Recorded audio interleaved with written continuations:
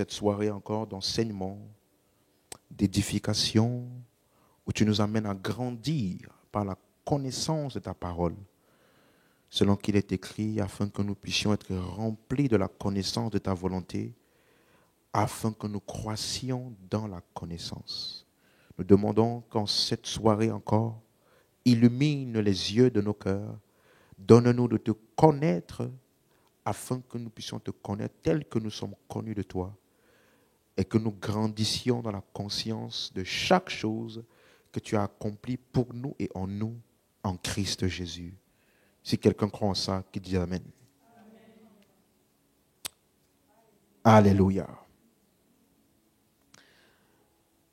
Gloire à Dieu. Donc nous continuons dans cette série d'enseignements. Et je veux vraiment t'amener à apprécier tout ce que Dieu a accompli pour nous en Christ. Je veux t'amener à apprécier ça. Tu sais, je me suis rendu compte que plus tu grandis spirituellement, plus tes sujets d'adoration sont profondément l'œuvre de Christ. Tu n'as pas beaucoup de sujets d'adoration parce que tu as reçu telle chose, quelqu'un t'a fait du bien. Oui, tu rends grâce à Dieu pour ce genre de choses. Mais les moments profonds d'adoration, c'est lorsque tu arrives à la pleine réalisation de tout ce que le Père a fait en Christ. Alléluia. Donc, à chaque occasion d'enseignement, le but, ce n'est pas d'abord que tu puisses avoir un enseignement pour t'aider à résoudre tes problèmes. Mais c'est d'abord pour que tu puisses connaître Dieu. Et en le connaissant, ça te permet d'avoir une adoration efficace, réelle. Quelqu'un avec moi? Vous comprenez? Donc, si tu fais beaucoup d'études bibliques, tu étudies la Bible, tu fais beaucoup de choses, mais le résultat de ça, ce n'est pas le fait que tu glorifies Dieu. Ce n'était qu'un enseignement religieux que tu as eu. Quelqu'un me suit? Est-ce que tu es là? Amen. Donc, nous sommes dans le thème « Dans le ciel et sur la terre ». Et nous sommes en train d'expliquer ces deux réalités qui, en fait, font partie de la vie du chrétien. Et dans notre texte de base, dans 1 Timothée 4, verset 7, j'espère que tu as bien compris l'enseignement de dimanche. J'espère que c'était clair pour toi ce que l'apôtre Paul a appelé l'exercice corporel et ce qu'il a appelé la piété. J'espère que tout le monde a bien compris, n'est-ce pas? Amen. Je ne vais pas revenir en détail dans toutes choses, mais il dit « Repoussez les contes profanes et absurdes ». Et verset 8, il dit « Exerce-toi à la piété, car l'exercice corporel est utile à peu de choses, tandis que la piété est utile à tout, ayant la promesse de la vie présente et de celle qui est à venir. » Tu es là? Tu peux me donner un bon amen. Ok, donc ça veut dire quoi? On a vu que le mot piété, c'est le mot grec eusebia, qui veut dire la façon dont nous répondons à la divinité. Lorsque la divinité ou Dieu parle, ou Dieu fait, comment est-ce que nous réagissons? Et nous avons bien pris le temps d'expliquer ce qu'on appelle donc l'exercice corporel, parce qu'il décrit l'exercice corporel comme étant le contraire de l'exercice à la piété. On a vu ça à partir du verset 1, où il expliquait: l'Esprit dit expressément que dans les derniers temps, quelques-uns abandonneront la foi pour s'attacher à des esprits séducteurs et à des doctrines des démons. Donc il met l'emphase ici sur les esprits séducteurs et les doctrines des démons. Verset 2, il dit par l'hypocrisie de faux docteurs portant la marque de la flétrissure dans leur propre conscience. Donc le premier point important dans l'enseignement, dans l'explication qu'il donne, c'est d'amener à notre compréhension l'existence des faux docteurs, des fausses doctrines qu'il appelle doctrine des démons et des esprits séducteurs. Verset 3, il donne le contenu de cela, prescrivant de ne pas se marier, de s'abstenir d'aliments que Dieu a créés pour qu'ils soient pris avec action de grâce par ceux qui sont fidèles et qui ont connu la vérité. Amen. Verset 6, il dit donc à Timothée, en exposant ces choses aux frères, tu seras un bon ministre de Jésus-Christ, nourri des paroles de la foi et de la bonne doctrine que tu as suivie. Donc jusqu'ici, tu vois le contraste entre deux types d'enseignements. Il appelle appelle ici la bonne doctrine ou les paroles de la foi. Et de l'autre côté, il a parlé des fausses doctrines, des doctrines des démons, des esprits séducteurs. Vous avez vu le contraste entre les deux? Et l'une des doctrines, là, ça parle de l'évangile de Christ. L'autre doctrine parle d'un système de règles et d'exigences extérieures interdisant certaines choses aux hommes. Ne fais pas ceci, ne fais pas cela, ne te marie pas, ne mange pas tel aliment. Est-ce qu'on se suit jusqu'ici? Donc, il met un contraste entre deux types d'enseignements. Et maintenant, au verset 7, il dit donc, repousse les contes profanes et absurdes. Donc, ce qu'il appelle les contes profanes et absurdes, dans la version d'Arby, on a vu ça, ce sont des fables profanes et de vieilles femmes. Il fait le contraste entre ça et verset 8, il dit maintenant, exerce-toi à la piété. Est-ce que c'est clair pour quelqu'un? OK? Donc, la piété, c'est le contraire des fables profanes de vieilles femmes. Et c'est ça qu'il a appelé la bonne doctrine. Donc, l'exercice qu'il appelle maintenant, car l'exercice corporel est utile à peu de choses. Tu es avec moi? Donc, c'est ça le contraire de la piété. Donc, l'exercice corporel, c'est le fait de suivre tout ce qu'on a vu avant. Fausse doctrine, doctrine des démons, esprit séducteur, les fables profanes et de vieilles femmes. Tous ces enseignements qui sont remplis de règles et d'exigences extérieures.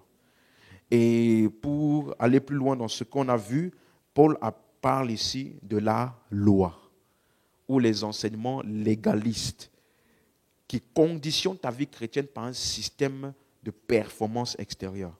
Paul appelle ça exercice corporel et il dit que c'est utile à peu de choses. Donc, exercice corporel ici, ça n'a rien à voir avec le fait d'aller à la salle de sport, comme j'ai expliqué. Amen.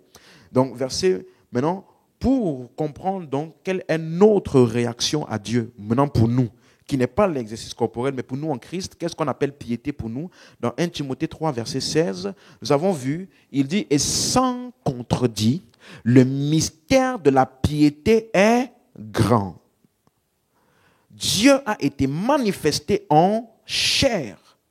Donc voici, quand tu entends sans contredit, c'est le mot grec homologoumenos, dans lequel la racine c'est homologia, qui veut dire notre confession commune, ce que nous admettons tous. Tu es avec moi?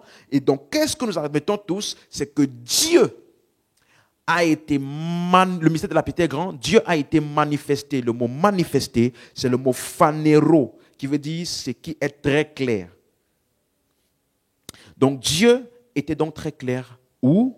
Dans la chair, c'est-à-dire dans un homme. Amen. Donc voici ce que nous reconnaissons comme étant vrai et voici ce que nous savons de la divinité. Quelqu'un comprend ça? Ça veut dire que notre façon de voir Dieu est décrite ici. Parce que c'est ta façon de voir Dieu qui va déterminer comment tu réponds à lui. Donc ta piété est totalement dépendante de ta perception de Dieu. Voilà pourquoi il dit que le mystère de la piété est grand. Il ne commence pas en te disant ce que tu dois faire, mais en te disant qui est Dieu. Donc le mystère de la piété ou de notre réponse à Dieu est grand. Quel est ce mystère? Première chose, voici comment nous voyons Dieu. Il a été manifeste. Il a été rendu clair, il a été vu, connu clairement où? Dans un homme ou en chair. Il dit ensuite, il a été justifié en esprit. Pour ceux qui se rappellent, on a dit que justifié en esprit ici, ça parle de sa résurrection. Parce que c'est par sa résurrection qu'il a été approuvé fils de Dieu par l'esprit de sainteté. Donc, comme il a dit dans Romains chapitre 1, verset 1 à 5. Vous pouvez lire ça chez vous. Amen. Donc, il a été, sa manifestation là, a été approuvée. Donc, ce qui a approuvé que lui là, qui a été manifeste là, c'est Dieu. Quelqu'un comprend ça? Vous suivez? Parce que Dieu s'est fait homme. Si Dieu s'est fait homme, ça veut dire qu'il est semblable à tous les hommes, physiquement. Qu'est-ce qui l'a démarqué en tant que manifestation de Dieu? C'est le fait qu'il a été ressuscité. Quelqu'un comprend ça? C'est ça le mot justifié ou approuvé. Approuvé parce que si tu... Bon, je ne voulais pas revenir dessus. Mets-moi Romains 1, verset 1, rapidement. Vous comprenez? Parce que quand il est né selon la chair, il était déjà fils de Dieu. Mais regardez, Paul, serviteur de Jésus-Christ, appelé à être apôtre, mis à part pour annoncer l'évangile de Dieu. Verset 2. Je demande juste de l'attention. Il avait été promis auparavant de la part de Dieu par ses prophètes dans les Saintes Écritures. Alléluia. La suite. Qui concerne son Fils. Donc ce qui avait été promis de l'évangile de Dieu, qui avait été promis dans les Saintes Écritures, ça concernait qui? Son Fils, né de la postérité de David selon la chair. Donc ça avait déjà été annoncé, c'est pour ça qu'il appelle ça mystère, parce que c'était déjà annoncé, mais sous forme de mystère. Amen. Donc concernant son Fils né selon la chair. Donc il était déjà Fils lorsqu'il a été incarné. Tu comprends? Quelqu'un comprend? Qui concerne son Fils né selon la chair. Maintenant, verset 4, est déclaré fils de Dieu. Donc, le mot déclaré, c'est un mot grec qui veut dire marqué, mis à part, déclaré, approuvé. Donc, ce qui a approuvé comme fils de Dieu a été quoi? Selon l'esprit. Vous comprenez? Donc, cette approbation s'est faite en esprit, ou bien par l'esprit, par sa résurrection d'entre les morts. C'est clair? Donc, ce qui l'a permis d'être démarqué, ou l'a marqué comme étant le Fils qui était promis, Dieu manifesté en chair là, c'est sa résurrection. Est-ce que ça fait sens pour tout le monde? C'est clair? Revenons dans 1 Timothée 3. Donc, quand il dit justifié en esprit, il parle de sa résurrection. C'est clair? Donc, il a été justifié en esprit, c'est-à-dire la manifestation. Sa manifestation a été justifiée en esprit par sa résurrection. Donc Dieu a été pleinement révélé où? Dans un homme. Ce soir-là, il faut que tu participes avec moi. Hein? Amen. Hein? Ok. Donc cette pleine manifestation-là a ensuite été approuvée où? En esprit. Par quel événement? La résurrection. Amen. Et donc on a mis un contraste ici, pour ceux qui se rappellent. Il a été vu des anges, il a été prêché parmi les nations. Quelqu'un se rappelle de ça? Il a été cru au monde et été élevé dans la gloire. Quelqu'un se rappelle de toute l'explication que j'ai faite ici? Ça veut dire que ce n'est pas celui qui a été justifié en esprit qui a été élevé dans la gloire. Et cette semaine, je parlais avec un homme de Dieu qui a écouté l'enseignement et il m'a appelé pour discuter avec moi de ça. Et il m'a dit qu'en fait, parce que quand tu lis dans l'original, le a été n'est pas dans l'original. Il n'y a pas de a été. Par exemple, si tu mets la version Louis II, tu vas voir a été cru, a été élevé. Si tu regardes la version Louis II, tu vas voir que c'est simplement écrit Louis II. Voilà. Cru au monde, élevé dans la gloire. Vous avez vu? Donc le a été là a été mis par qui? Le traducteur, pour aider à la compréhension. Ça veut dire que moi aussi, je peux rajouter quelque chose pour aider à comprendre. N'est-ce pas? Reviens dans la version Darby. Donc, il m'a donné une manière de le voir. Je ne dis pas que c'est la manière exacte, mais je dis que ça aide, ça permet de mieux comprendre ce qui est expliqué.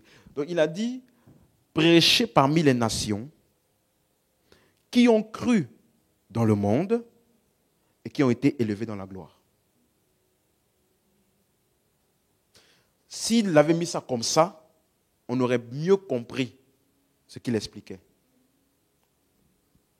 Vous avez suivi ce que j'ai expliqué? Donc, Dieu manifesté en chair là, en parlant de Christ, qui a été mort, enseveli, ressuscité et glorifié. C'est lui qui est prêché dans les nations. Remets la version Darby, version Louis II. C'est lui qui a été prêché parmi les nations, ok, qui ont cru dans le monde et ont été élevés dans la gloire. Cette reformulation-là donne plus de compréhension de ce qu'il dit ici que cette reformulation qu'eux, ils ont mis là, le traducteur. Est-ce que ça fait sens pour quelqu'un? Parce que qui a cru? Les hommes. Qui ont été élevés? Ce sont les hommes qui ont été élevés après avoir cru. Est-ce que c'est clair pour quelqu'un? Donc, c'est donc quoi notre piété ou notre réponse à la manifestation de Dieu, dont il explique dans 1 Timothée 3,16, pour les anges, qu'est-ce qu'ils ont fait? Ils ont vu. Mais pour nous, nous avons cru. Et une fois que nous avons cru, qu'est-ce qui nous est arrivé? Nous avons été élevés dans la gloire. Si tu es avec moi, dis Amen. C'est clair? Est-ce que c'est clair? Donc, Paul enseigne donc ici une théologie centrée sur Christ. Ça veut dire une étude, une compréhension de Dieu basée sur Christ. C'est pour cela qu'il t'a dit que l'exercice corporel est utile à peu de choses ou alors c'est insignifiant. C'est hors sujet. Parce que notre réponse à Dieu est en Christ. Ou alors Dieu manifesté en chair. C'est ça, c'est lui qui est notre réponse à Dieu. Quelqu'un comprend? Donc, à quel moment est-ce que nous avons cru? Est-ce que c'est quand? À quel moment est-ce que nous avons cru? C'est quand il a été justifié ou confirmé ou en esprit, c'est-à-dire sa résurrection d'entre les morts. Et c'est ça que nous appelons aujourd'hui l'évangile. Et c'est ça qui est prêché. Et c'est ça que les hommes croient. N'est-ce pas? Amen. Donc, c'est cet homme qui est la manifestation de Dieu. C'est dans sa résurrection qu'il y a notre réponse. Ça veut dire que tu ne peux pas t'arrêter uniquement à l'incarnation de Dieu si tu veux avoir un vrai fonctionnement en Dieu. Quelqu'un comprend? Est-ce que c'est clair? Notre réponse est exacte et parfaite lorsque nous assimilons non seulement son incarnation, mais également sa résurrection, sa justification en esprit. Est-ce que c'est clair pour quelqu'un? Donc, Paul ici est en train de taire complètement la loi, comme il le fait dans tous ces autres passages. Donc, je reprends une dernière fois. C'est quoi notre piété? Quelle est notre réaction à la divinité? Nous avons cru. Donc, le plus haut niveau de piété, c'est la foi en Christ. En contraste avec quoi? Ne touche pas, ne mange pas, jeûne 3 fois par semaine, fais ceci, fais cela. Et ainsi, tu auras l'approbation de Dieu. Donc, un homme pieux, c'est un homme qui fonctionne dans la révélation de Dieu en Christ. Si tu as compris, donne-moi l'amen. Donc, revenons dans Jean 14. C'était des rappels. Donc, Jean 14, il nous dit ceci. Si tu as compris ce que j'ai expliqué dans 1 Timothée, tu vas bien comprendre donc ce que je vais enseigner aujourd'hui.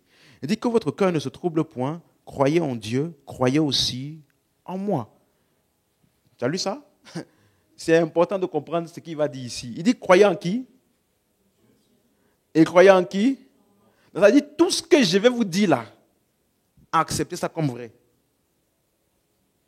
Vous suivez? Parce qu'il il parlait aux personnes, il leur disait croyez en Dieu, vous croyez en Dieu, c'est vrai, mais croyez en moi. Ça dit donc tout ce qu'il va annoncer là est pertinent. Verset 2 maintenant, il commence maintenant son exposé. Il y a plusieurs demeures dans la maison de mon Père. Et la base de ce verset, beaucoup ont eu des visions, ils sont allés au ciel, ils ont vu des bâtiments, ils ont vu plusieurs étages, certains étaient au niveau de la toiture, d'autres étaient au niveau des fondations. Beaucoup de personnes ont vu tout type d'expérience. Et tu vas te rendre compte donc que c'est en fonction de leur compréhension des Écritures qu'ils ont eu leurs expériences. Comme je t'ai toujours dit, tes expériences sont dépendantes de ton niveau de compréhension.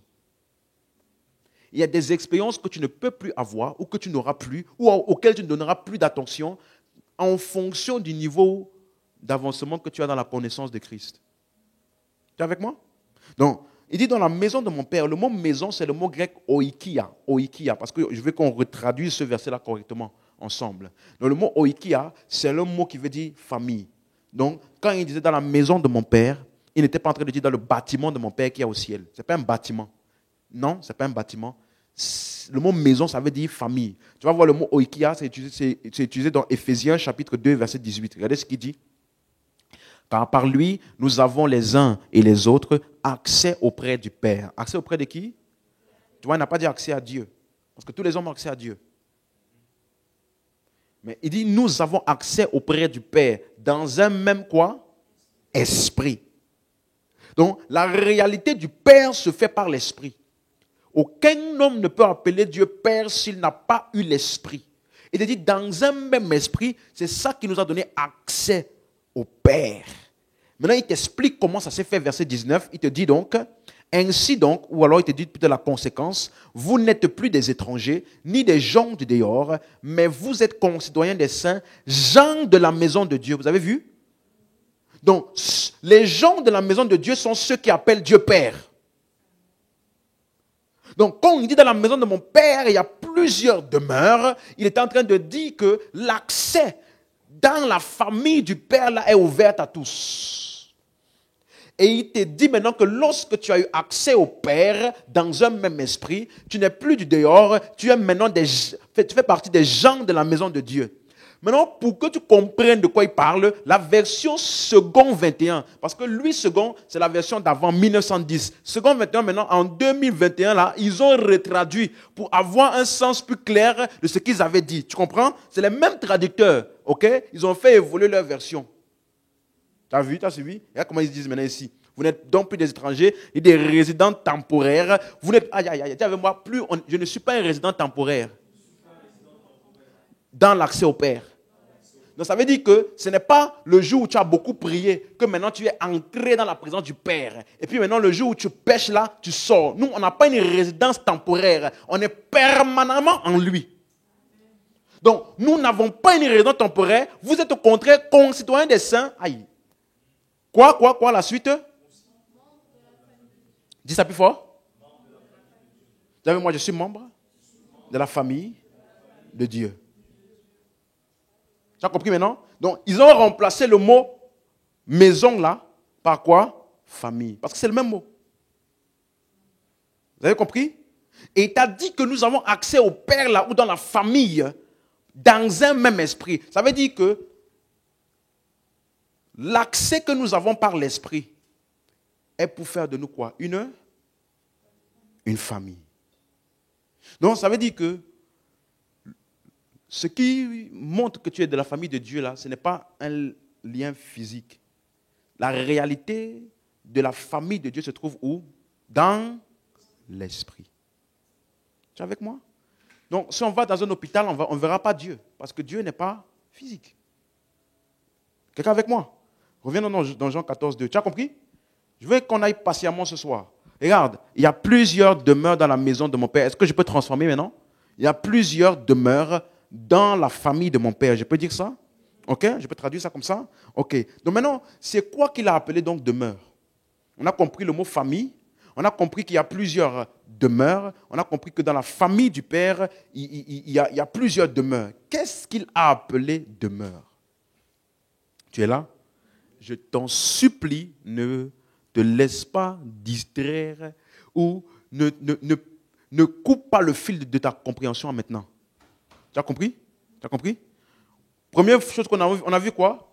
La maison du Père, c'est la famille du Père. Donc, dans la famille du Père, là, il y a plusieurs demeures. Qu'est-ce qu'il a appelé demeure? Le même mot demeure, là, pour ne pas que tu ailles commencer à voyager à gauche, à droite, pour imaginer quelque chose. Le mot demeure, là, il est utilisé ça maintenant au verset 21. Il dit, celui qui a mes commandements et qui les garde, c'est celui qui m'aime. N'oubliez pas ce que je vous ai dit.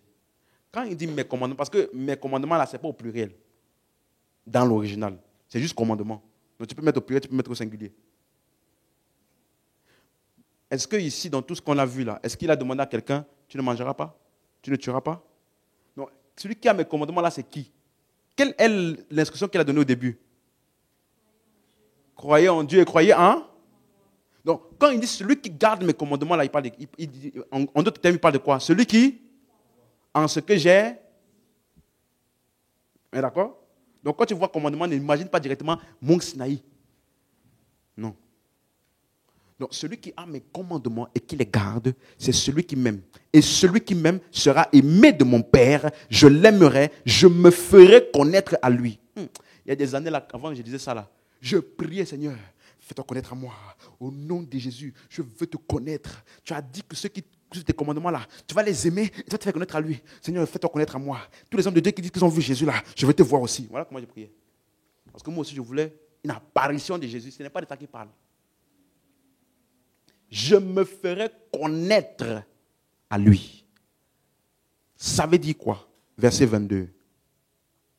Judas. Ah. Ou Jude. Hein? Non pas l'Iscariote. Donc ça veut dire que tu vois Jude là. Il y avait Jude, le frère de Jésus, il y avait Judas.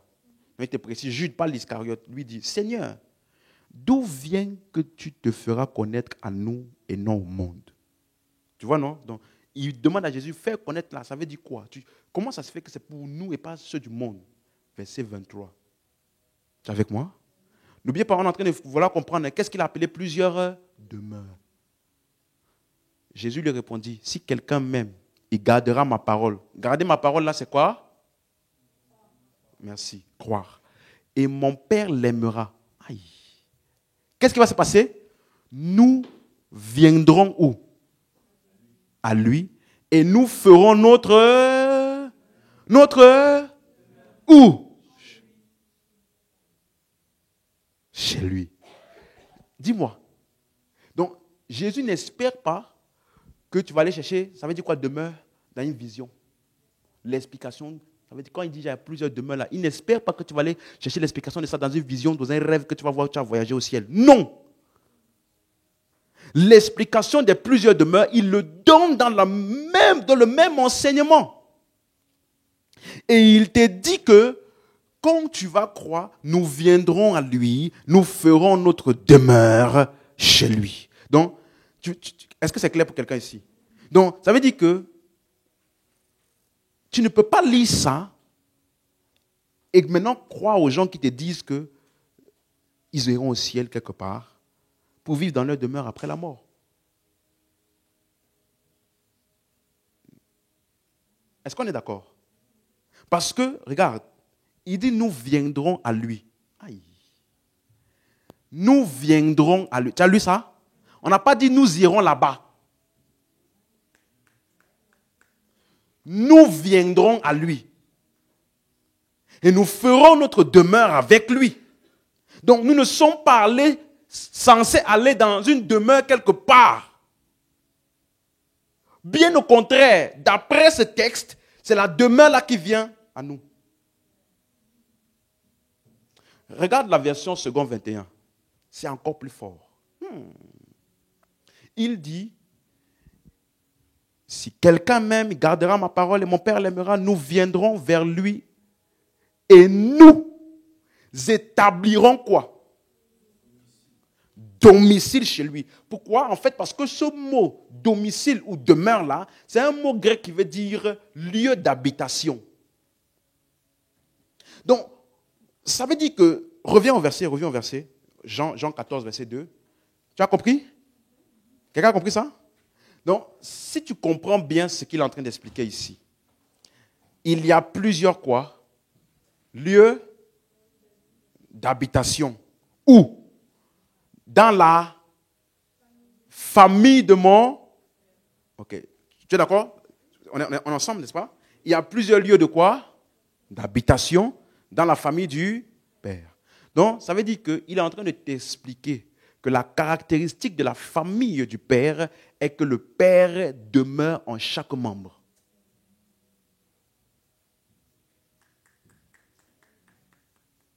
Je réexplique? Le mot demeure, ça veut dire quoi? Lieu d'habitation.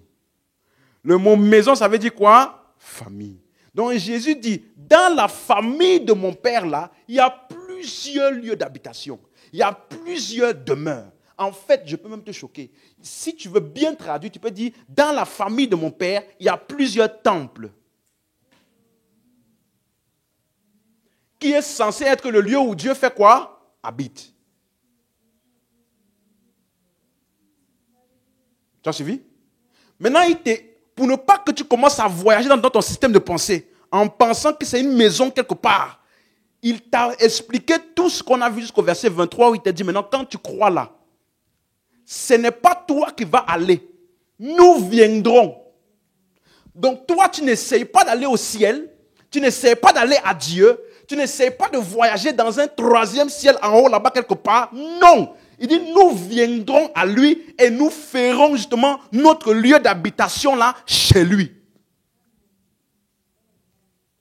Donc, ma question est, si tu as bien compris, c'est toi qui pars au ciel ou c'est ou c'est le ciel là qui vient à toi?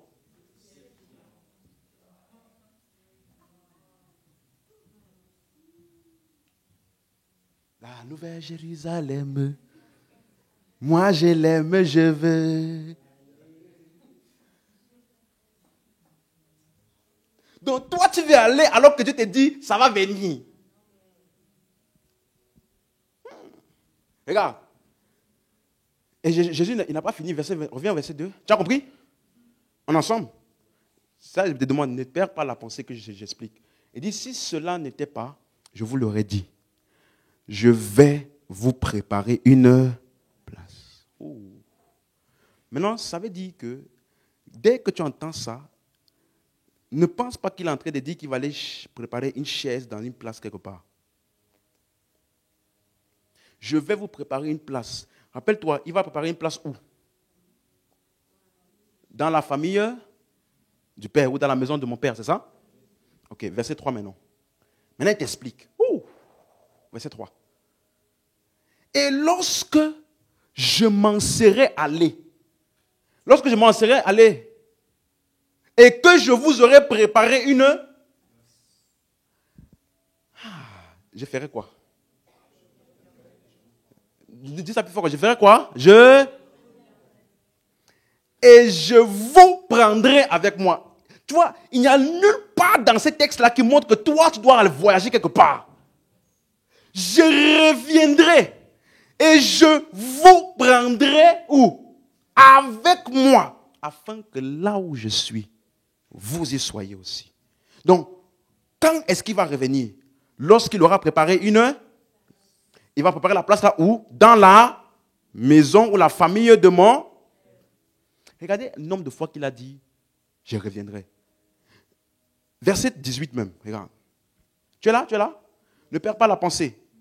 Regardez ce que Jésus dit. Je ne vous laisserai pas orphelin. Je viendrai à vous.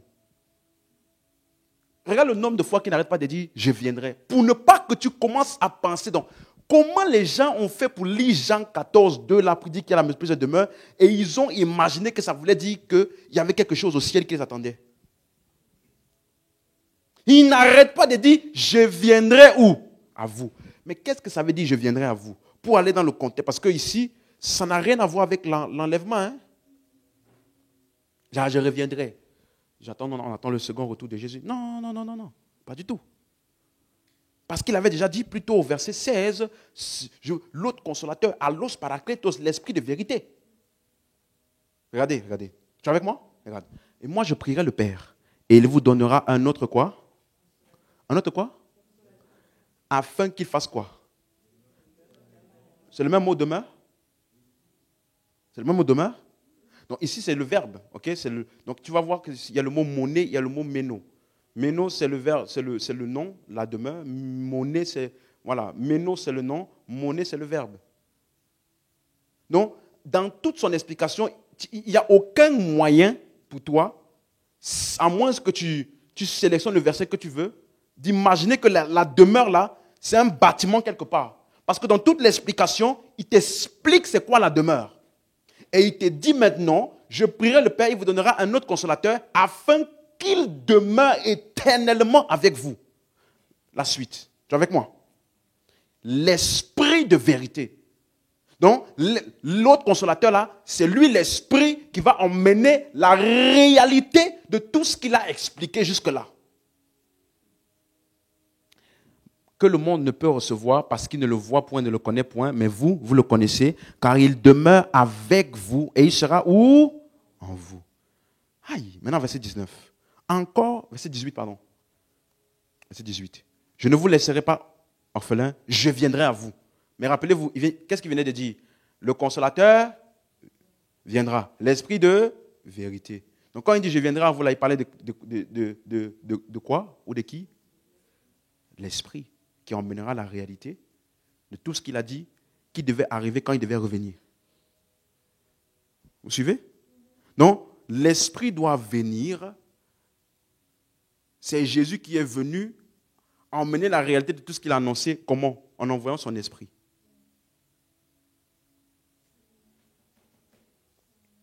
Donc, quelqu'un comprend? Vous êtes sûr?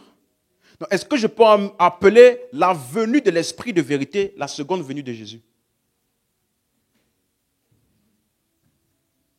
Verset 16. Et moi, je prierai le Père et vous donnera un autre consolateur afin qu'il demeure éternellement avec vous. Il annonce qui ici? Un autre, verset 17. L'Esprit de vérité. Donc Jésus a dit que qui doit venir? L'Esprit de vérité. Car il demeure avec vous et il sera où? En vous. Tu as compris? Où? En vous.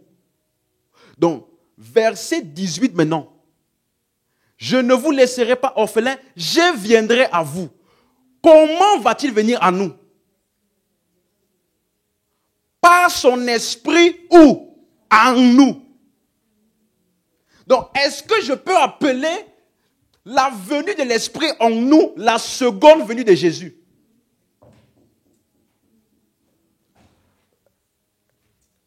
Je réexplique encore? Ou c'est clair? C'est clair. Donc, quand il disait, je reviendrai là, n'imagine pas l'enlèvement.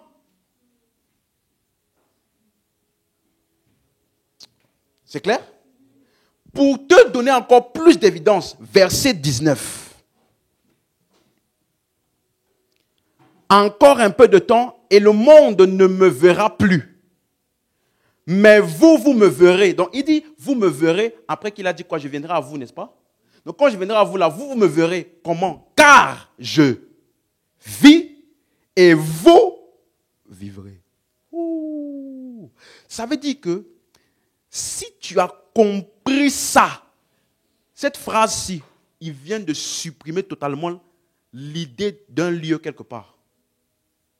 Parce qu'il vient de te dire que là où il doit venir, ce pourquoi il vient, je vis et vous. Donc, est-ce que ici, tu es d'accord qu'il a totalement démantelé l'idée d'un lieu physique quelque part? Tu es d'accord? Tu es d'accord? Est-ce que c'est clair? Donc, maintenant, regardez le verset 20 maintenant, pour terminer. Verset 20. En ce jour-là. Donc, ça veut dire, si tu as compris, verset 16, verset 17, verset 18, en ce jour-là maintenant, où l'esprit de vérité qui aura amené la réalité de tout ça, en ce jour-là, vous connaîtrez que je suis où? Donc, si la demeure dont il parlait là était un endroit quelque part, ça veut dire qu'en ce jour-là, vous serez maintenant à l'aise, au repos, dans votre votre bâtiment 4 étages du ciel. C'est ce qu'il aurait dit.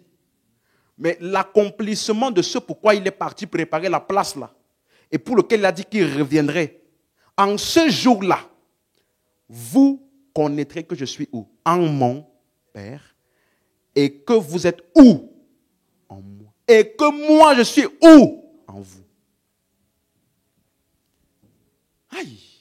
Et il te dit que l'esprit de vérité, c'est lui qui emmènera la réalité de tout ça. Afin que là où je suis, vous soyez aussi. Donc, est-ce que c'est clair maintenant? Donc, l'esprit de cette réalité, c'est ça que nous devions recevoir. Donc, la réalité de tout ce qu'il a expliqué, maison de mon Père, famille du Père, lui en nous, nous en lui, faire sa demeure chez nous, toute cette réalité-là, elle est où? En esprit. Donc, la réalité d'être dans la maison de mon Père ou dans la maison de Dieu se trouve où? En esprit. Quelqu'un comprend? Est-ce que c'est clair? Est-ce que c'est clair? Maintenant, regarde un contraste très important. Verset 3. Pour mieux étayer. Lorsque je m'en serai allé et que je vous aurai préparé une place, tu as vu ça? Il dit deux choses. Quand il aura préparé la place, il va faire deux choses. Je vais revenir pour vous prendre avec moi. Et deuxièmement, là où je suis, vous y soyez aussi. Regarde la similitude entre ça et les versets 18 et 19. Verset 18. Regardez ce qu'il dit maintenant. Je ne vous laisserai pas orphelins, je viendrai où? À vous. Est-ce que je peux dire que ça c'est la même chose quand il a dit je reviendrai? Oui? Donc il a dit quand je reviendrai, je vous prendrai avec moi afin que là où je suis, vous y soyez quoi? Aussi, c'est ça? Maintenant, ici, au verset 18, il te dit quoi? Je reviendrai. Verset 19. Encore un peu de temps, le monde ne me verra plus, mais vous me verrez, car je vis. En d'autres termes, là, lui, il est où? Il est dans la vie. Et vous? Donc, afin que là où je suis, vous y soyez aussi. C'est un lieu ou c'est une condition? C'est un lieu ou c'est une nature?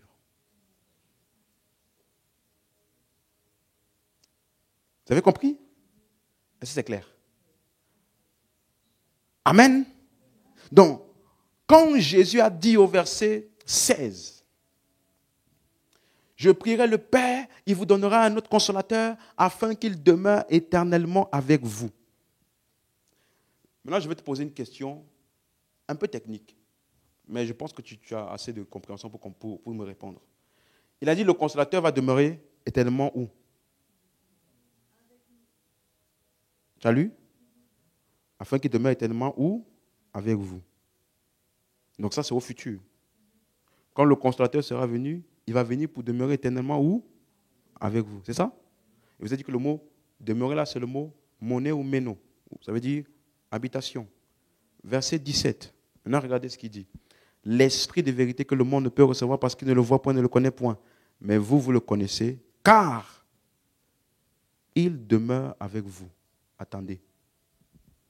Comment va-t-il venir demeurer éternellement avec nous?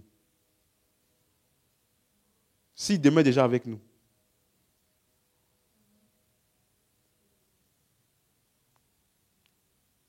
Tu as compris ma question?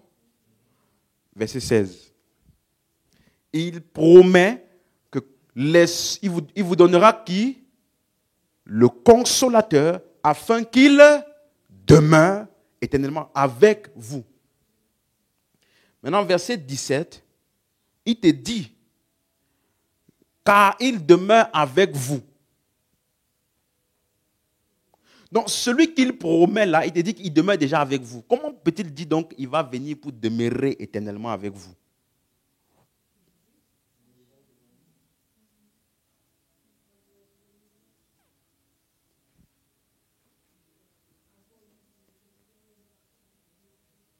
Non, ne me donnez pas vos compréhensions personnelles.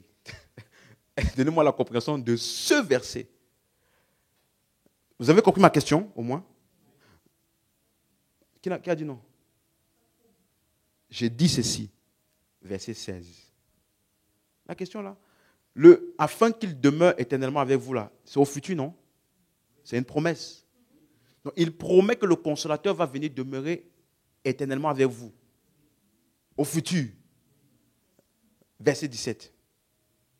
Il te dit maintenant, l'esprit de vérité là, qui est le consolateur là, que le monde ne connaît point, que ne peut pas recevoir parce qu'il ne le connaît point, mais vous, vous le connaissez, car il demeure avec vous. Donc, il demeurait déjà avec eux. Comment peut-il promettre au futur que quelqu'un va venir demeurer avec toi s'il demeure déjà avec toi?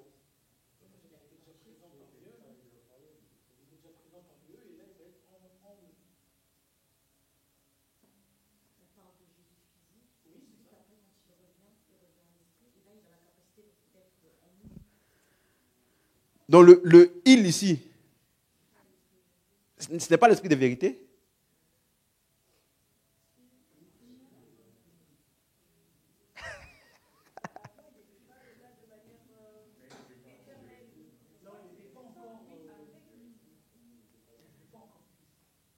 Eh frère, comment n'était pas Christ?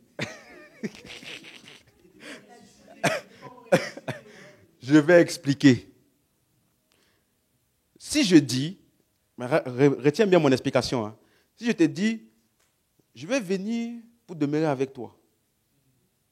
Et toi, tu as une maison. Donc, je peux venir demeurer avec toi dans la cour. Je peux venir demeurer avec toi dans la chambre. Je peux venir demeurer avec toi dans le salon. Donc, la question, quand tu as ce genre de choses là qu'il faut se poser, c'est, il viendra demeurer avec eux où? Il demeurera avec eux où?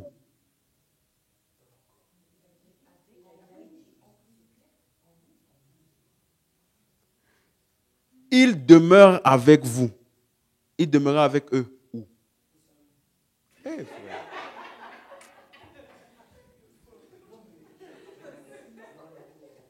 J'explique, sinon on va pas partir. J'explique. Dans les 4 évangiles, il demeurait, en parlant de l'esprit de vérité, il demeurait avec eux, en la personne de Jésus, dans Jésus, avec eux. Suis-moi bien. Mais Jésus a dit, quand je serai allé là, j'enverrai l'esprit de vérité, afin qu'il demeure éternellement avec vous. Mais il va demeurer éternellement avec vous où? Il sera en vous. Donc, l'esprit de vérité demeurait déjà avec eux, en Jésus. Mais ce qui va arriver après là, c'est mais il demeurera éternellement avec vous où? En vous. Est-ce que c'est clair? C'est clair pour tout le monde? Donc, ça veut dire, il va demeurer avec vous éternellement en vous. Est-ce qu'on est d'accord? Donc, il annonçait quoi? L'habitation de l'Esprit. Or, quand Jésus parlait, si tu lis au verset 9, où était le Père? Lorsque Jésus parlait ici, dans les 4 évangiles, où était le Père? Jésus dit, celui qui m'a vu, a vu le Père. Verset 10, il dit ceci, ne crois-tu pas que je suis dans le Père et que le Père est où? En moi. Les paroles que je vous dis, je ne les dis pas de moi-même. Et le Père qui... Le Père qui fait quoi? Est-ce que c'est le même mot que Jésus a utilisé dans la maison du Père? C'est ça? Donc, il dit, le Père qui demeure où? En moi. C'est lui qui fait les œuvres. Donc, où était le Père? Dans le Fils. C'est ça? Donc, quand Jésus te dit maintenant, toujours dans Jean 14 là, vous comprenez? Non, il ne faut pas perdre, c'est toute une explication. Pour ne pas que tu imagines la demeure quelque part, il a pris le temps de t'expliquer que lui déjà était dans la famille du Père là, et que le Père demeurait en lui. Et maintenant, il te dit au verset 20 que quand il aura préparé la place pour toi, en ce jour-là, vous connaîtrez que je suis en mon Père et que vous êtes en moi et que je suis où? En vous. Si c'est clair pour toi, donne-moi la main. Donc, l'esprit de vérité qui va venir en nous, là, qui était annoncé, qu'est-ce qu'il apportera comme réalité? Il apportera la réalité, c'est l'esprit qui apportera la réalité du Père en nous. Tout comme c'était le cas du Fils. Est-ce que c'est clair? Est-ce que c'est clair? Donc, quand tu lis par exemple dans Jean 4, verset 23, Jean 4, verset 23, il te dit, mais l'heure vient, elle est déjà venue, où les vrais adorateurs adoreront le Père en esprit et en vérité, car ce sont là les adorateurs que le Père demande. Donc, c'est quoi adoration? C'est le mot proskuneo, qui veut dire venir devant pour offrir en révérence et voir. Et donc, quand il dit les vrais adorateurs adorant le Père en esprit, ça veut dire qu'ils vont venir devant lui et ils le verront où? En esprit. Quelqu'un suit? Donc, ça veut dire qu'ils vont voir la réalité, qu'ils auront du Père sera où? En esprit. Quelqu'un comprend? Amen. Et en vérité, donc le mot est, c'est-à-dire, ça veut dire que la réalité, c'est ça qui sera la réalité ou la vérité. Ils verront Dieu en tant que Père en eux, en esprit. Amen. Donc, la réalité ou la vérité du Père se trouve où? En esprit. C'est clair? Est-ce que c'est clair? Et n'oubliez pas, quand nous disons que la réalité du Père, dès que tu entends Père pour nous, ça veut dire que le Père est où? En nous. Parce que dans la famille du Père, le Père demeure dans chaque membre. Il y a plusieurs demeures. Quelqu'un comprend? Et cette réalité-là se trouve où? En esprit. Donc, ce n'est pas, on va te faire une incision, ou tu vas aller faire une radio pour voir s'il y a le Père dedans. Non. C'est une réalité qui se trouve où? En esprit. Et il continue donc à expliquer, verset 24, Dieu est esprit. Et il faut que ceux qui l'adorent donc en esprit, c'est-à-dire en vérité. Donc, une autre question, si Dieu est esprit, pourquoi disons-nous esprit de Dieu? Est-ce qu'un esprit a-t-il un esprit?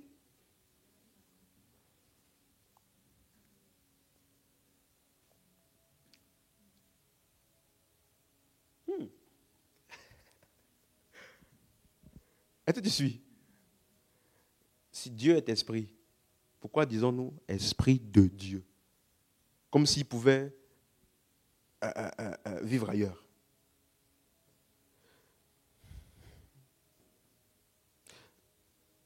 C'est pour ça qu'au verset 23, il a déjà expliqué, en fait, en parlant du Père, que la réalité du Père est dans l'esprit. Ça veut dire, où nous voyons et nous comprenons Dieu, c'est en esprit. C'est pour ça qu'on emploie le terme esprit de Dieu. Ça veut dire l'esprit qui amène la réalité de Dieu en nous.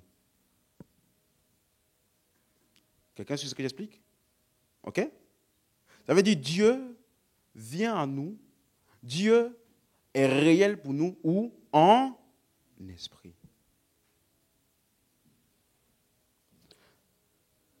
Alléluia. Est-ce que c'est clair pour quelqu'un? Et donc c'est ça la vraie adoration. La réalité du Père est en esprit, en nous. Donc quand il dit l'esprit de vérité, il voulait donc dire l'esprit qui emmènera la réalité de l'habitation du Père en nous. L'esprit de vérité, comme on a vu au verset 17 de Jean 14, il demeurera éternellement avec vous et il sera en vous. Donc l'esprit qui va emmener la réalité du Père en nous pour toujours. C'est ça l'esprit de vérité. Donc le jour où tu as reçu l'esprit de Dieu, tu peux dire, le Père vit en moi. Qu'est-ce qui a emmené cette réalité-là? Le jour où tu as reçu l'esprit, ou l'esprit de vérité. C'est clair? Donc tout ce que Jésus a annoncé est devenu réalité pour nous par l'esprit de vérité. Est-ce que c'est clair? Vous comprenez ce que j'explique? Ça fait sens pour tout le monde? Amen. Donc Jean 1, 18 maintenant, rentrons dans quelques technicalités rapidement. Jean 1, 18, il dit, personne n'a jamais vu Dieu. Le Fils unique qui est dans le sein du Père est celui qui l'a fait connaître. Le mot sein du Père ici, c'est le mot kolpos. C'est utilisé pour lorsque tu tiens quelqu'un près de toi ou tu tiens quelqu'un sur ta poitrine. Ok? Donc, en d'autres termes, il est tellement proche ou uni que tu vois l'un avec l'autre ou tu vois l'autre avec l'un ou tu vois l'un à travers l'autre. C'est ça que ça veut dire. En d'autres termes, Jésus dit, on voit le Père à travers moi et on me voit à travers le Père. C'est ça qu'il voulait dire par là. Vous suivez? Lorsqu'il y a deux entités qui sont tellement proches que tu ne les vois plus séparées, tu les vois ensemble. C'est ça le mot kolpos. Tu vas voir ça dans le sein d'Abraham, par exemple. Lorsqu'il dit le sein d'Abraham, le riche, il a dit, Abraham, est-ce que tu peux donner que le pauvre là? Donc ça veut dire que dans cette réalité-là, tu vois le pauvre avec Abraham. Tu les vois les deux ensemble. Ils ne sont plus séparés. Est-ce que vous suivez? Donc, il est en train de dire que le Fils unique là, qui est uni, c'est lui qui l'a fait connaître. Amen. Jusqu'ici encore, c'est compréhensible. On peut l'accepter facilement. Maintenant, quand il a dit dans Jean 3, verset 13, personne n'est monté au ciel si ce n'est celui qui est descendu du ciel. Maintenant, suis-moi bien. Le Fils de l'homme qui est où? Qui sera? Qui ira? Qui est? Ah. Là, on a un problème. N'est-ce pas? Quand il parlait, il était où? Alors, comment peut-il dire le Fils de l'homme qui est dans le ciel? Ça veut dire que soit notre image du ciel est biaisée ou erronée, soit il ment. Parce que si nous croyons que pour aller au ciel, C'est le jour où tu meurs. Et puis quelqu'un a une vision, il a vu comment 3 gens sont venus te chercher. Tu es allé quelque part. Jésus dit ici, le Fils de l'homme qui vous parle là, il est dans le ciel. D'ailleurs, même, est-ce que tu as trouvé un verset quelque part où Jésus a dit que je vais aller au ciel? Tu as trouvé un verset comme ça? Non, en cas où... Est-ce que tu suis? Mais certaines personnes, ils ont des visions, tout ça. Est-ce que vous avez même trouvé déjà un verset qui dit que les croyants iront au ciel?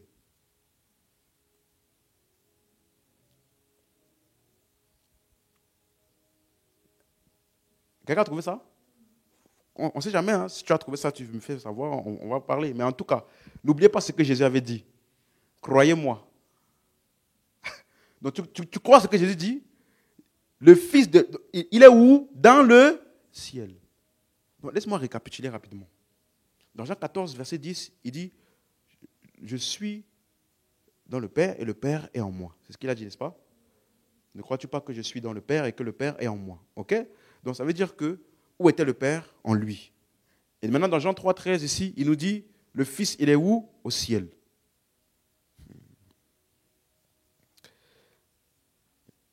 Et maintenant, dans Jean 14, 20, il te dit maintenant que toi aussi. Déjà au verset 3, il t'avait dit, afin que là où je suis, vous y soyez. Et il te dit, en ce jour-là, vous connaîtrez que je suis en mon Père et que vous êtes en moi et que je suis en vous. Donc il parle du jour où toi et moi, nous serons en Christ et que Christ sera où? En nous.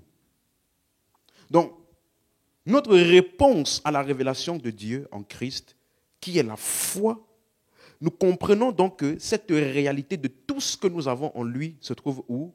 Dans l'esprit. Est-ce que tu comprends? C'est pour cela que tu vas voir maintenant, si tu ne comprends pas ça, tu vas voir dans les Écritures plusieurs appellations de l'esprit. Esprit de vie. Esprit d'adoption. Pourquoi on dit esprit de vie? Parce que la vie que Jésus t'a donnée là, la réalité de ça t'a été communiquée par l'esprit. Vous avez compris? Esprit de foi, esprit d'adoption ou de fils.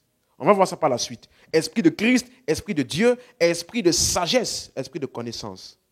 Donc, ça veut dire que je n'ai plus besoin d'un ensemble de règles pour interagir avec Dieu, pour expérimenter Dieu. Pourquoi? Parce que toute sa réalité est dans l'esprit et il m'a donné l'esprit.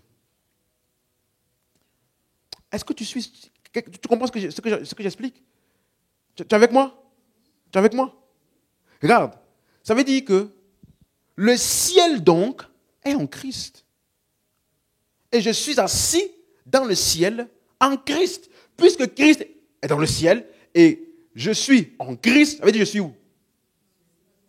Donc, je suis assis dans le ciel en Christ. Donc, je n'ai plus besoin d'aller dans une montagne. Je n'ai plus besoin d'aller dans un lieu physique pour interagir avec Dieu. En fait, j'ai la plénitude de Dieu en Christ et Christ est en moi par son esprit.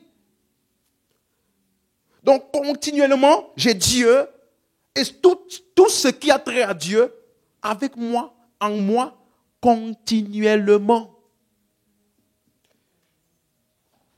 Suis-moi, suis-moi.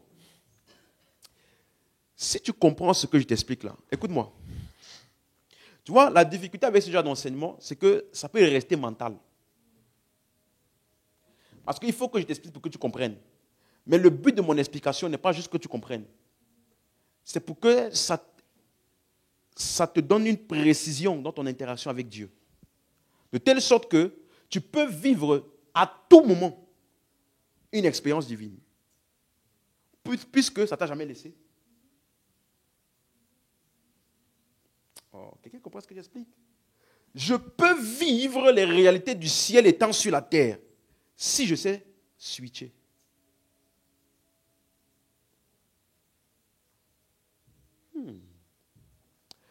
Avançons. Dis Amen si tu as compris. Tu n'as pas compris? Hein? Tu n'as pas compris? Je réexplique. J'ai dit ceci. Le ciel là, dont Jésus explique, ce n'est pas un endroit lointain quelque part. Il dit le Fils de l'homme qui est dans le ciel. Et il te dit maintenant que en ce jour-là, toi aussi, vous serez en moi et je serai où? En vous. Or, si tu es en lui, lui il est où déjà? Dans le ciel. Et il n'était pas mort quand il disait ça. Il dit que c'est pas après ça, ce n'est pas quelque chose que tu vas quand tu meurs. Je vais bien expliquer ça encore par la suite. Mais en tout cas, si tu comprends ce qu'il explique, ça veut dire que, étant en Christ, dans le ciel, c'est une réalité permanente par l'Esprit en toi. Donc, tu n'as pas besoin de voyager quelque part pour expérimenter Dieu. Quelqu'un comprend ça? Tu n'as même pas besoin d'une atmosphère particulière pour expérimenter Dieu. Puisque tout de lui t'a été communiqué par son esprit. D'ailleurs même, laisse-moi te choquer un peu. Genèse 1, verset 20.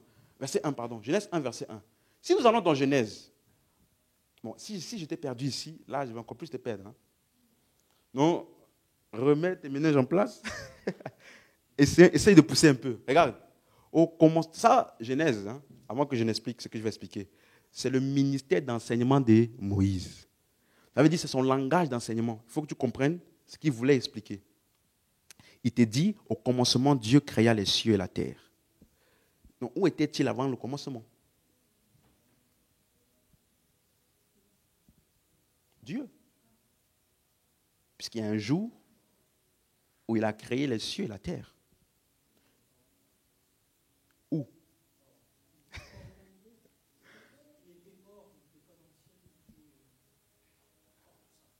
On appelle ça quoi?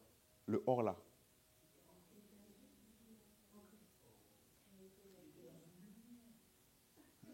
De lumière. Quoi d'autre? Éternité.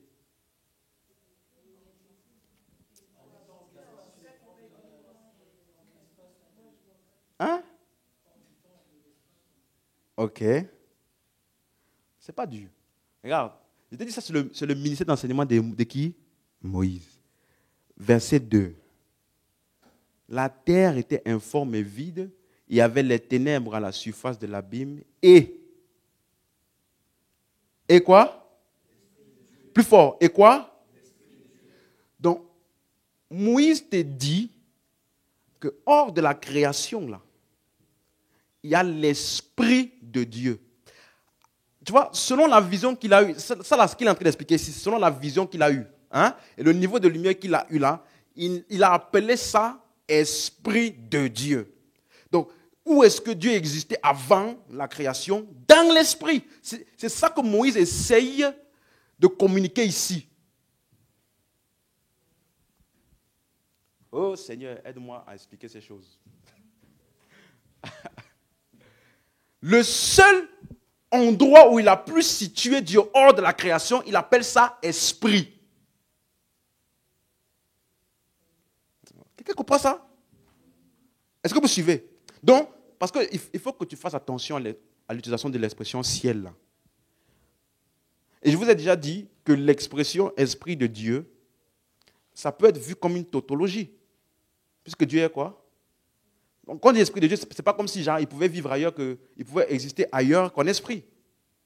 Et rappelez-vous, dans Jean 3,8, Jésus a dit, le vent souffle où il veut. On n'entend pas tu entends le bruit, mais tu ne sais d'où il vient, où il ni où il va. Ainsi est tout homme qui est né de quoi? De l'esprit. Or, quand on dit né de, on parle déjà de la paternité. Donc, quand il te dit né de l'esprit, c'est comme s'il était en train de te dire qu'il est en train de parler du Père. Parce qu'il n'y a qu'un Père qui peut donner naissance à. Et il appelle ça né de l'esprit. Alléluia. Donne-moi la main. Quelqu'un suit? Né de l'esprit. Ça veut dire que il nous fait comprendre que la réalité du Père pour nous, c'est en esprit. C'est ça qu'il veut dire. Alléluia. Donc, si tu comprends donc ça, voici, ça signifie que donc, dès la création, Dieu a créé le ciel, c'est-à-dire l'invisible et l'immatériel, et la terre, le visible et le matériel, qui étaient deux mondes. Et Dieu existait dans les deux mondes en esprit.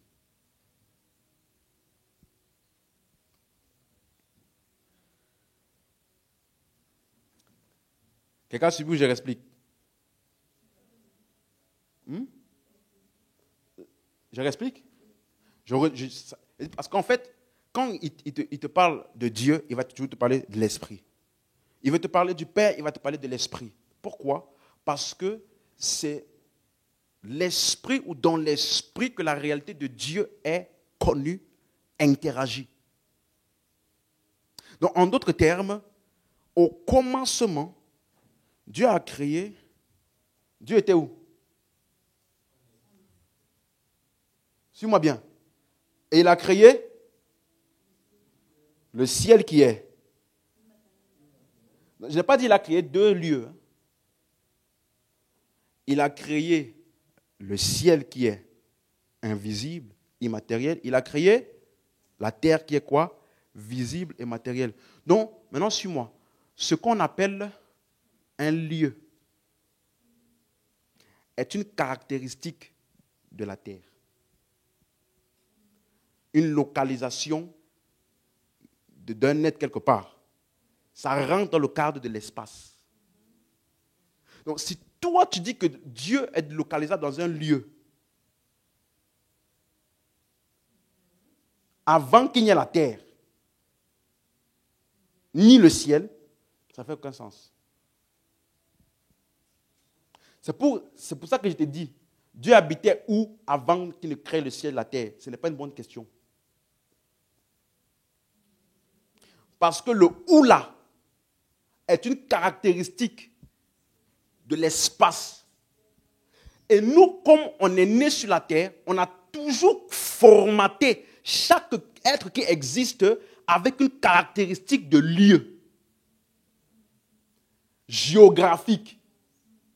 Pourtant, Dieu n'est pas dans l'espace, mais il existe. Donc, quand je dis en esprit, je ne te donne pas un lieu. Je te donne une réalité de son existence. C'est pour ça que Jésus a dit, vous dites qu'on va adorer Dieu où? Dans le temple. Vous dites qu'on va adorer où? À la montagne. Mais moi, je vous dis que les vrais adorateurs adoreront Dieu où? En esprit. Pourquoi? Parce que Dieu est esprit. En d'autres termes, ce n'est pas un lieu quelque part que tu dois identifier, mais c'est simplement il est dans une réalité ou alors il est dans l'esprit, dans l'invisible, dans l'immatériel.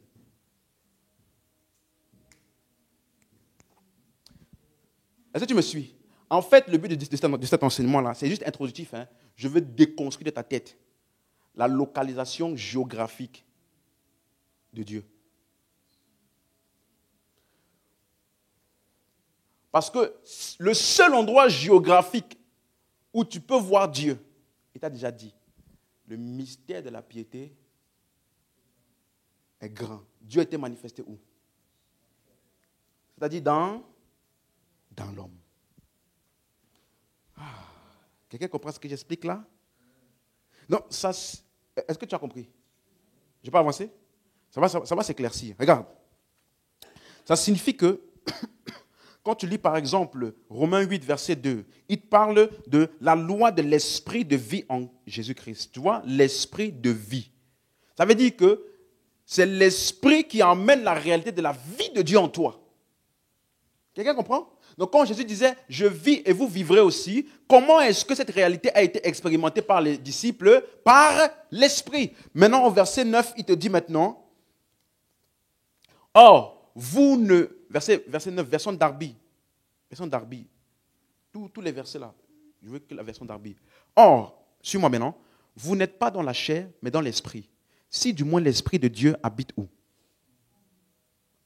Tu vois qu'il appelle ici l'esprit de quoi? Donc, la réalité de Dieu en toi, là, c'est par qui?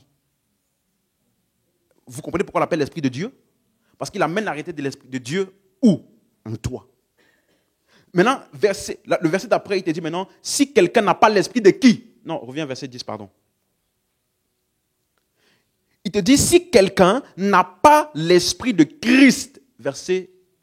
Ah, j'ai dit quoi? Verset 9.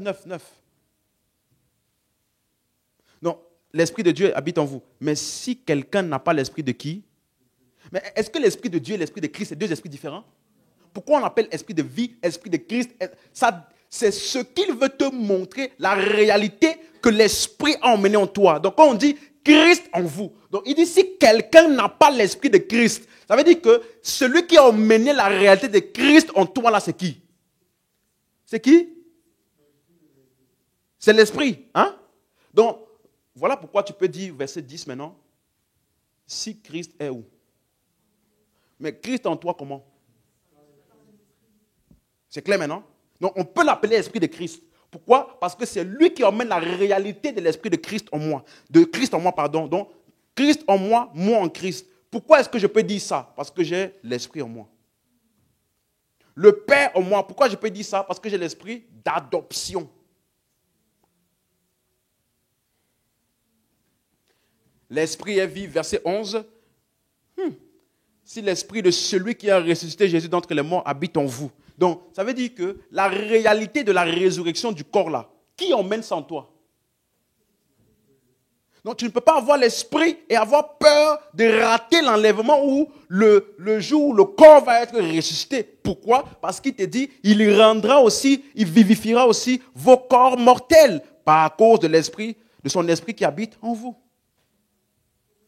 Donc, esprit de vie, esprit de Dieu, esprit de foi, esprit d'amour. Qu'est-ce que ça veut dire? C'est lui qui a emmené, l'esprit a emmené la réalité de l'amour de Dieu en toi, de la vie de Dieu en toi, de Christ en toi, de Dieu en toi, de la foi en toi. Est-ce que tu as compris? C'est clair? C'est clair pour quelqu'un? Donc, si tu dis aujourd'hui, Christ en moi, et moi aussi je suis en Christ. Pourquoi je peux dire ça? Parce que j'ai reçu l'esprit de Christ. Est-ce que c'est clair? Verset 14. Car tous ceux qui sont conduits par l'Esprit de Dieu sont quoi? Fils de Dieu. Verset 15. Vous n'avez pas reçu l'esprit de servitude pour être derechef dans la crainte, mais vous avez reçu l'esprit d'adoption par lequel nous crions quoi? Abba, Père. Donc tu as reçu l'esprit de quoi? D'adoption. Est-ce que c'est clair pour quelqu'un maintenant? Ça veut dire que c'est lui qui a emmené la réalité de quoi? De fils de Dieu en toi. Voilà pourquoi tu peux crier quoi? Abba, Père. Donc quand tu dis Abba, Père là, ce n'est pas un slogan. C'est la reconnaissance d'une présence en moi. Donc tu ne peux pas dire Abba, Père, et après tu dis je veux me rapprocher de toi. Est-ce que tu suis? Tu ne peux pas dire Abba, Père, et puis tu dis après je ne suis qu'un pauvre pécheur. Non, Abba Père veut dire que j'ai reçu l'Esprit de Dieu en moi qui a emmené la réalité de ma filiation avec Dieu. Est-ce que c'est clair? Quelqu'un a suivi ça? Donc, je vais commencer un texte et je vais te laisser réfléchir avec ça pour dimanche. Jean 14, verset 2. C'est clair pour quelqu'un? Donc, la réalité de ma filiation avec Dieu, elle se trouve où? En esprit. Alléluia. Donc Jésus dit, il y a plusieurs demeures dans la maison de mon Père, si ce n'était pas le cas, je vous l'aurais dit, je vais vous préparer une place. Maintenant, pour dimanche, là, je vais t'expliquer. Il est parti donc où?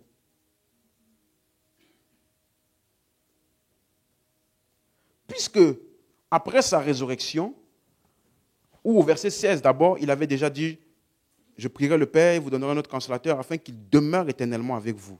On a vu qu'il ne parle pas d'un lieu, il parle d'une condition.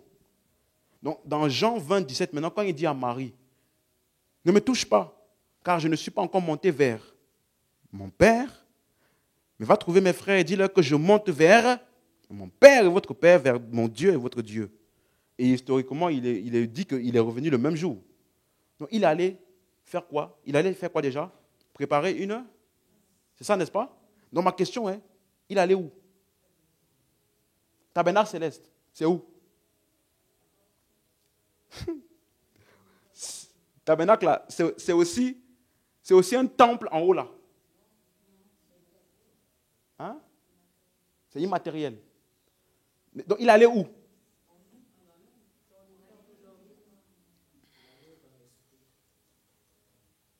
Il est allé où?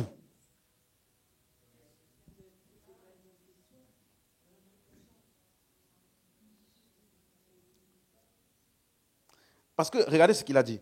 Laisse-moi te donner le mot préparé là. En grec, il y a deux mots. Il y a le mot kataskeazo et il y a le mot eitoimazo. Je t'ai donné deux mots là ensemble. Voilà. Voici les deux mots qui sont utilisés en grec pour dire préparer. Préparer. Tu vois? Mais le mot que Jésus a utilisé, c'est celui-ci. Eitomazo, etoimazo, etoimatizo. Parce que ce mot kataskeazo veut dire venir de l'extérieur pour créer un espace inexistant. Alors que le mot etoimatizo veut simplement dire préparer un espace à l'intérieur. Tu as compris? Préparer un espace à l'intérieur. Etoimatizo. Donc quand il disait, je m'en vais préparer une place. Est-ce que ça voulait dire qu'il partait créer une place inexistante? Non. Parce qu'il t'a déjà dit, dans la maison de mon père, il y a, pas il y aura, il y a plusieurs demeures. Donc, je vais préparer simplement. Est-ce que tu suis? Est-ce que tu suis? Donc, ça veut dire, Jésus, il est allé pour préparer quoi et pour préparer où?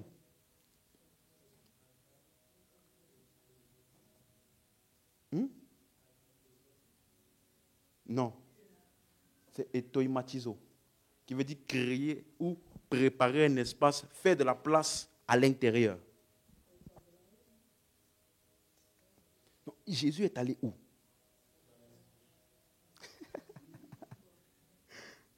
Laisse-moi te donner... Attends.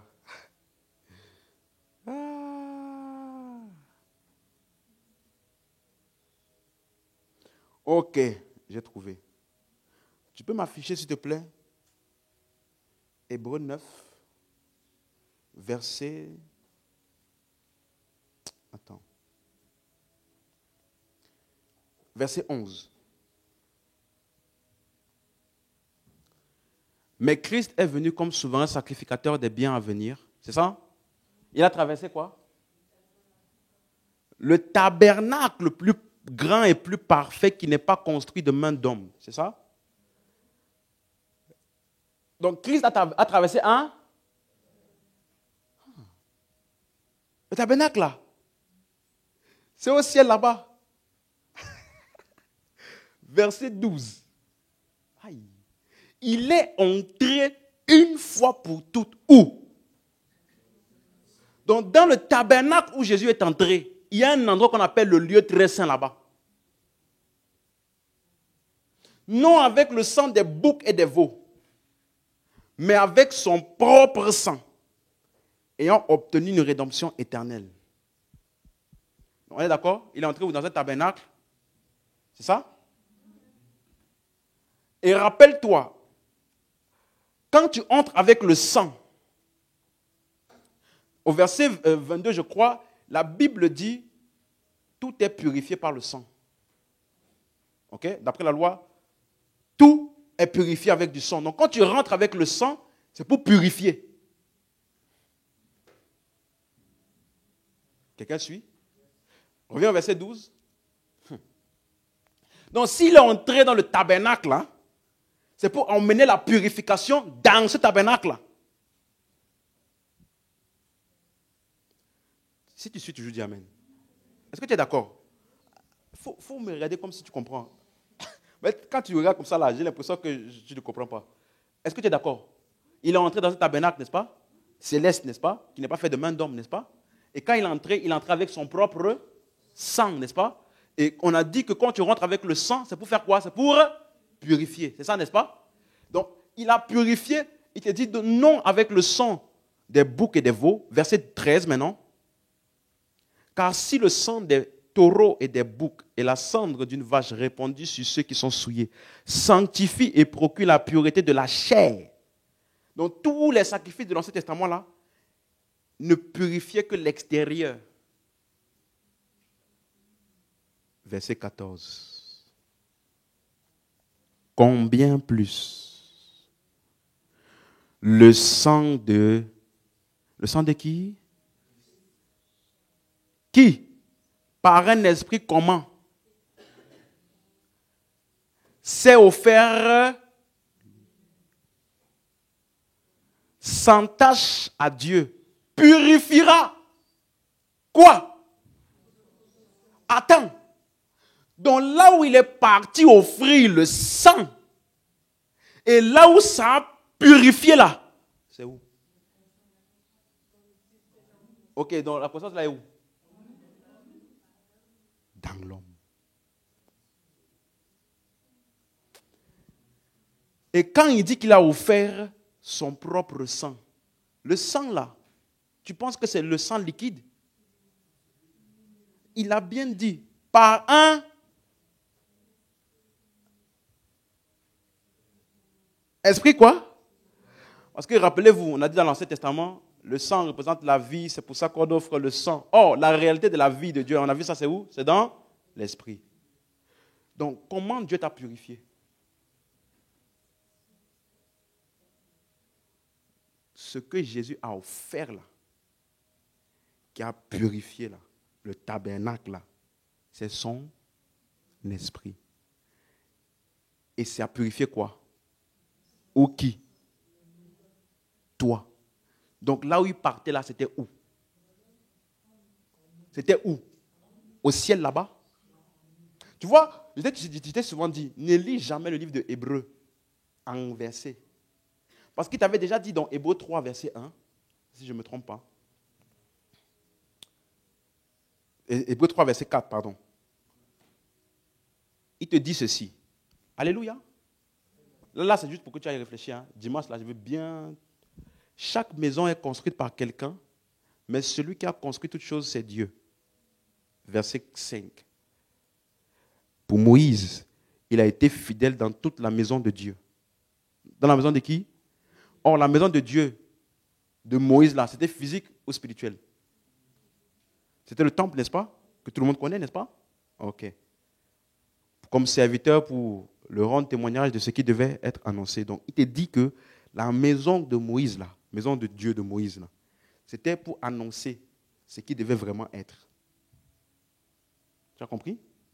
Maintenant, verset 6. Mais Christ, dis avec moi Christ. Aïe. Il est comme fils sur sa maison. Donc, Christ n'est pas serviteur comme Moïse sur sa maison. Il est fils sur sa maison. Tu peux l'acheter avec moi? 1, 2, 3, go. Non, tu n'as pas lu bien. 1, 2, 3, go. Donc, la maison où il est entré pour offrir son sang qui a tout purifié là, c'est où?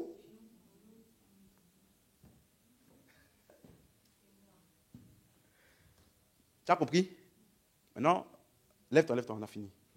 Maintenant, je vais t'amener. Écoute-moi, il faut que tu comprennes ce que Dieu a fait pour toi en Christ. Maintenant, suis-moi. Ça veut dire, le lieu très saint là, c'est qui?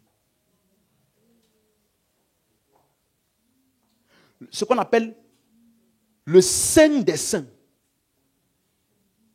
Là où personne ne pouvait oser entrer parce que Dieu était là-bas. Le Saint des Saints là, c'est qui? Toi, tu as peur de dire ça. Dis avec moi, je suis le Saint des Saints.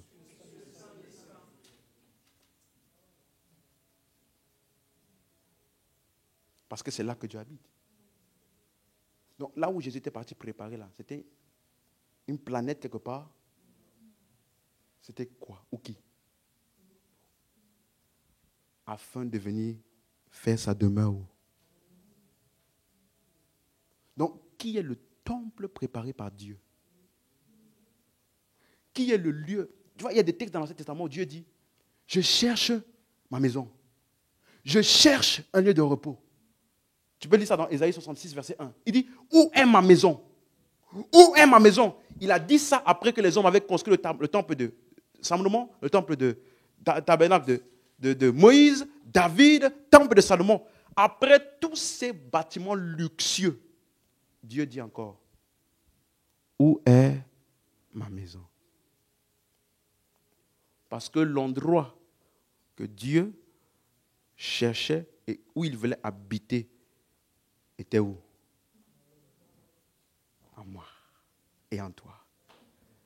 Et il te dit en ce jour-là, vous connaîtrez que je suis en vous et vous êtes en moi. Amen. Est-ce que c'est clair pour quelqu'un? Quelle grâce. Dieu a trouvé bon d'habiter en moi. Donc si tu veux, pour essayer de rabaisser un peu la compréhension, mais c'est vraiment pour essayer.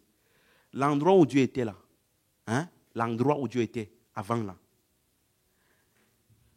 depuis la croix, il a transporté ça où? En toi. Tu as compris ce qu'il vient d'expliquer? L'endroit où Dieu était là, où Dieu existait là, écoute-moi, il a transporté ça où? Où? En toi. Mais ce n'est pas tout.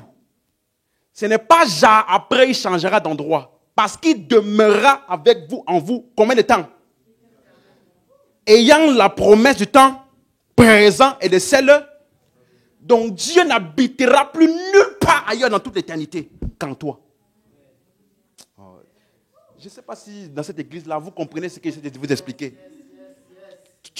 Tu réalises ce qu'il vient de dire? Tu réalises? Est-ce que tu réalises ce qu'il vient de dire? Si avant Dieu pouvait habiter dans une réalité autre, depuis la croix, en ce jour-là, l'esprit là, il a domicilié sans toi. Ça veut dire que maintenant là, pendant que je parle maintenant là, je n'ai pas besoin d'être dans le culte. Je n'ai pas besoin d'être à l'église. Je n'ai pas besoin d'être dans une ville où les gens prient beaucoup. Moi seul ici, tout seul, je peux expérimenter constamment les réalités du ciel. Les réalités spirituelles. Constamment. Constamment. Les réalités. Je peux. Je n'ai pas besoin d'aller à la montagne. Est-ce que tu me suis? Quelqu'un sait ce que j'explique? Dis avec moi, Dieu en moi. Constamment. Éternellement. C'est ma réalité. Permanente. Matin, midi, soir. Dieu est en moi. Aïe. Donc, le jour où tu manques d'inspiration, où il y a quelque chose devant toi là, apprends à suitier. Dis à ton voisin, apprends à suitier. Laisse la réalité physique là et entre dans la réalité spirituelle pour savoir puiser en Dieu toutes les ressources dont tu as besoin.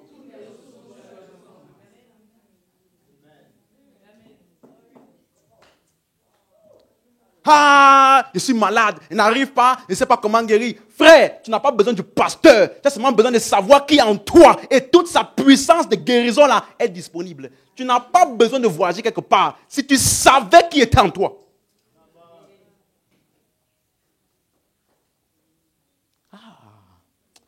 Bon, on va s'arrêter. Tu as compris ce que je t'ai expliqué? Plus tu réalises ça, plus tu vis une vie. Élève la voix, rends grâce à Dieu. Dieu est en moi. Dieu